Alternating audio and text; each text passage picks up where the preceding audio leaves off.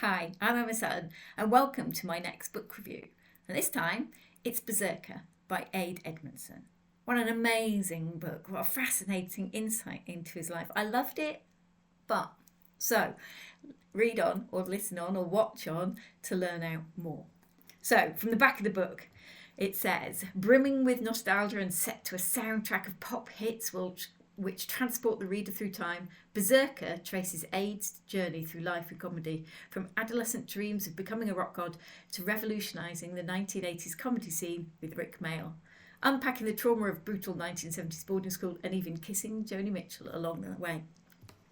Well, it's an amazing book. It's not a traditional autobiography. It doesn't start at the beginning, go through chronologically.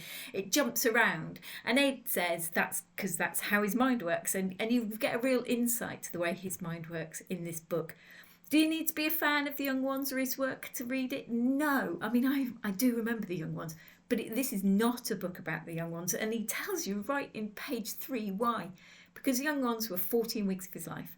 That was it. A tiny fraction of his life, and as groundbreaking and as revolutionary and as much as it catapulted him into the mainstream and everything, it was a small part of his life. And the book is about so much more than that. In fact, you'll learn about why he lived in Bahrain. You'll learn about the cruelty and the comedy of boarding school. You'll learn why his grandma reacting to his grandpa going out for a pint taught him a load about slapstick, and what he learnt about being beaten up on the back of a bus.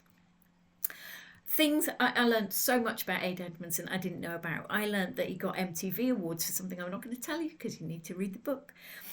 You'll also find out what he really wanted his stage name to be, and it wasn't Adrian Edmondson. And you'll also discover how a snowball fight nearly finished everything forever. So it's a fantastic book. It's very much about his formative years, about his family, his background and boarding school. And it is beautiful and refreshing and funny and insightful. And, you know, quite honestly, there's not even that much swearing in it, which, given that his stage persona is quite different. I love the family photographs. I love the stories. And most of the way through the book, I was convinced I was going to give this a 10, but right at the end, I just kind of fell a little bit short. But warning, so this is my warning for this book. Warning, you may find yourself falling ever so slightly in love with Adrian Edmondson when you read this book. He is such a joy to read and listen to. You kind of feel a little bit like you're coming along on the ride in his life with him. So the only thing that I didn't really like right at the end is it kind of fell down. The last bit just kind of fizzled out.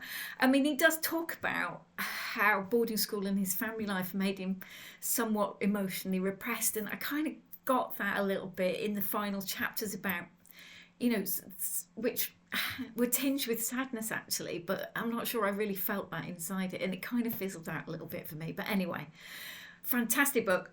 If you like this book or you like autobiographies, I can also highly recommend Ed Gamble's autobiography. I scored that a solid 8 out of 10, so almost as good as this one. This one scores on the doors 9 out of 10.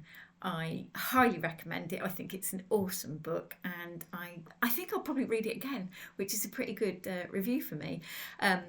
Where can you find it? So there are 5 copies within the Kirklees library system, one of which is at Honley, so get down and borrow it as soon as I've taken this one back.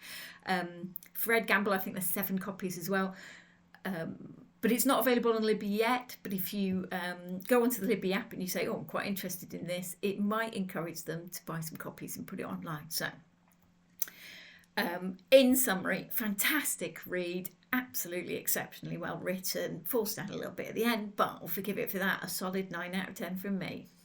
Look forward to seeing you at the next one. So tell me, what are your best biographies? What is the best autobiography you've ever read? I'd love to read some more. So tell me, let me know in the comments, and I'll see you next time.